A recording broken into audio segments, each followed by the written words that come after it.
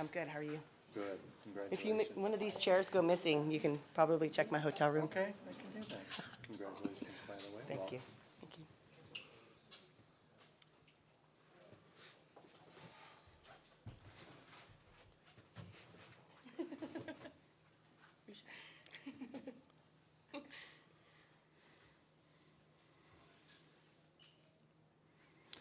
This is the pre-tournament press conference featuring the Beavers of Oregon State. They're making their second trip to the Women's College World Series after having defeated Stanford in the Palo Alto Super Regional. We're joined by head coach Laura Berg and student athletes Frankie Hammoude and Sarah Haendiges. Coach, if you could just start us off and tell us a little bit about the Beavers' journey to Oklahoma City. Yeah, we're excited to be here to go out and represent Beaver Nation. We're super pumped and proud of. It's been a long season, but these guys have been battle tested and have been through some ups and downs all season long and stayed together and come together, and they have just been so much fun to watch play these last 4 or 5 weeks. Frankie, you guys went through a long losing streak at the end of the season. You got a huge comeback win against Utah. I believe, a 2-run triple from the freshman to win that game, I believe. But did that game kind of set you guys back, or what was it that enabled you guys to bounce back from a long losing streak to get to this point? I just think those losses were very close, and we know if we just changed 1 or 2 things in those games that we probably would have had a different outcome. So I think our team does a really good job of staying positive and just looking forward to the next thing. So I don't know. I think the youth in us kind of helps with that. But yeah. Questions for Coach? Go ahead, Coach. Well, I was just going to say, everyone talks about the long losing streak, but we also had a 17-game winning streak, so that was pretty exciting to be a part of. But like Frankie said, sometimes you learn more from the losses than you do the wins. And, like Frankie said, just a few things that go our way, we win those games. Questions for Coach or the student athletes, please. Go ahead. Laura, I know this is kind of the cliche a little bit, but given the youth on this team, do they not really know? They just don't know what they don't know, and they're just going about this thing and don't really know what the situation is here, given all the youth on the team? A little bit. But these guys, they've played on this field before. Sarah has, and Des has. They won a championship here with PGF, and a lot of them have played on high top quality travel ball teams, and so they know what top competition is and what it's all about. And at the end of the day, it's just a game. It's just a game. You play catch, you see ball, hit ball, you run 60 feet and turn left. And that's kind of what our philosophy has been. Going from regionals to super regionals to now. And then for the players, you guys seem exceptionally loose. You've seen the videos on you're dancing. Who's driving that? Well, whenever I'm not pitching and I'm in the dugout, I definitely feel like I'm a part of it. Jade Soto and Erin Mendoza and Crystal and Romulo, they're always getting cheers going in the dugout. They know that when we're on the field, they're going to be just as loud as when we're hitting. So whenever I am pitching, it's just great to look in the dugout and see that, and just know that even if they're not on the field, they're putting so much into it in the dugout. Frankie? Well, I think everyone did not expect us to be here, on the outside bubble at least. So we know we don't have anything to lose, and all the pressure's on everyone else. So we can do nothing but have fun. Justin? Yeah, Sarah, Justin McLeod, extra inning softball. I want to go back to something from the regional against Ohio State, bases loaded, and the coolest under pressure I think I've ever seen somebody. But you've never been in that situation before. Can you just tell me, having never been there, what made you so cool in that moment? Is that a momentary thing? Is it something that's just kind of part of you? I think it's a mix. I think I knew I got myself into it, so I was like, you know what, you're getting yourself out of it. We're not losing this game. I knew obviously it was on the line. But being a freshman, I think there was a little bit less pressure just because I was just looking at the batters. I wasn't really thinking about the outside stuff. But yeah, I just tried to keep calm and know that my defense had my back, and I got myself into it. So.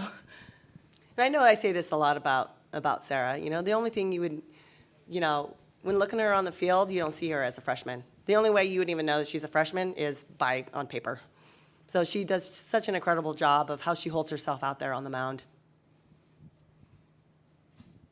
Ryan Calip here from Pac12.com.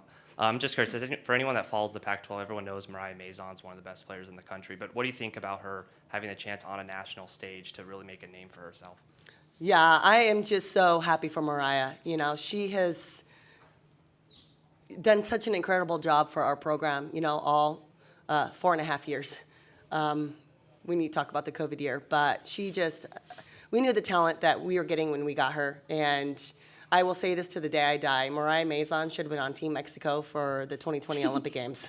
You know, that's how highly I think of her. She is an incredible two-way ball player that doesn't get enough recognition, doesn't get enough publicity. Barry? Yeah, Barry Trammell with the Oklahoma. And Laura, I was here in '98 when you were the star of the World Series. How often have you got to come back on a yearly basis? And when you look at where this event is compared to where it was in '98, what strikes you as the big differences? Oh my gosh, where do I even start? They had the berm when I played. Remember the grass berm? I've been here several times since then with Team USA. My junior team came here in 2017. I played here in 04, 05, a part of the World Cup with Team USA. But what they've done to this facility is phenomenal. I mean, it is outside of the Olympic Games. This is the place to play. This is the place to be. Go ahead. We've heard, Alan Blinder from the New York Times, we've heard some more this season about whether college should adopt a double base going forward. And I wanted to know, Frankie, what you make of those suggestions, and Laura, given your international experience, where your head is at on bringing that to the college game.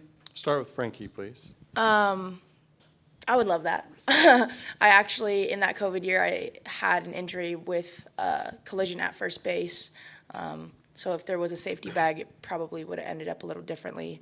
So, I mean, I don't see why we should make it any different than the international level and almost every other level.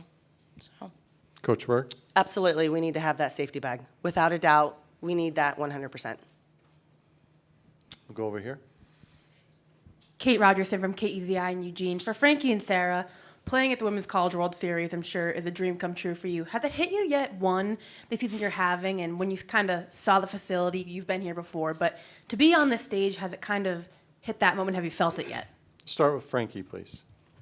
I don't think it's hit me yet. I almost feel like I'm just here spectating, but I'm not here playing. Like, it has not hit me that I get to play, you know, in OKC with my team and, you know, have all these cool memories to share later down the road. So it's awesome. I second that. I don't think it's hit me. As a freshman, like, I've never had experience losing in a regional, losing in a super. So the fact that we're here, like, just seems like something that should happen. And obviously I know, like, this is a once-in-a-lifetime opportunity, like, hopefully more than once, but you know what I mean? So, yeah, it definitely hasn't hit me yet. Eric Lopez. For Coach Berg, Coach, you know, we've talked about your career as a player, obviously in the international game, in the college game. Where does this rank for you, getting here as a coach with a young group that we've talked about, a young roster? This probably ranks at the top. You know, it's one thing to be able to do it as a player when you have the bat in your hand, the glove on your hand, the ball in your hand. But to be able to get a group of incredible young women from 18 to 22 on the same page, in the same boat, rowing in the same direction, it's different. And this is probably the top on my list. Any further questions? For Coach, what makes your duo of Sarah and Mariah such a good duo?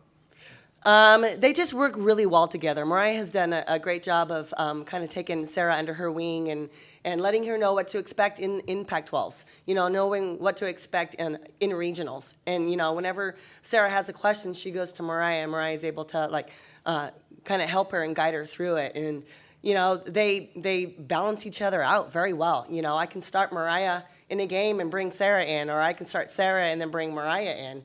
And so they just complement each other very well. And how do you think that helps the future of the program when Mariah's gone and Sarah will be able to take over? Absolutely. She'll know, you know, the new pitchers that come in to be able to take them under their wing. You know, having Tarney here, you know, with the experience that she's had too, we've got in my heart, in my mind, we have a three-headed monster in the circle. And so I think all three of them play off of each other very well. Laura, in regards to Mariah, she'd obviously been here 4 years before this year. What has she done this season to elevate her game? I think a lot has to do with realizing like this is her last year, and to just leave it all out on the field. She's got nothing to lose. Leave it all on the field. Show the world what she is capable of doing. I also think the you know, the injury midseason kind of you know, it kind of helped her a little bit to realize like this game can be taken away from you in a heartbeat, and to have to sit back and watch and let somebody else do it, I think was really hard for her. And so for her to be able to have the ball in the circle, you know, she wants to be able to do whatever she can for her team to win. All good? All right. Coach, thank you so much for your time. Thank you so much. Go Beavs. Frankie, Sarah, appreciate your time. Thank you. Thank you. Best of luck.